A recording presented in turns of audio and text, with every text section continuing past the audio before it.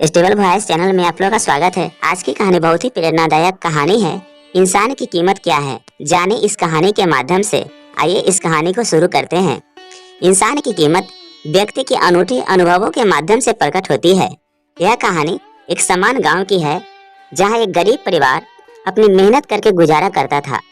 एक दिन उनके बेटे को एक साधु मिला, जिसने उसे एक चमकीली पत्थर दिया। साधु ने कहा, यह तुम्हारे भविष्य को बदल सकता है, इसे ध्यान से रखो।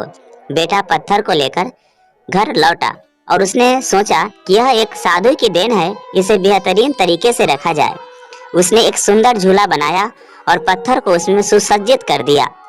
गांव वाले उसकी मेहनत को देखकर हैरान रह गए। इस प्रकार उस पत्थर ने उस गरीब परिवार की किस्मत बदल दी। समय बीतता गया और उस छोटे से गांव का नाम रोशन हुआ। लोग उस गांव के बच्चों को अच्छी शिक्षा देने के लिए समर्थ हो गए और गांव की सामाजिक और आर्थिक स्थिति में सुधार हुआ। एक दिन एक आतंकवादी समूह ने गांव पर हमला किया। लोग बहुत बेहद बाधित हो गए और समस्या का समाधान ढूंढने के लिए उन्हें गांव के नेता ने मिलकर काम किया। गांव के लोगों ने एक समूह के साथ मिलकर एक विराट साहस दिखाया और आतंकवादियों को हराया।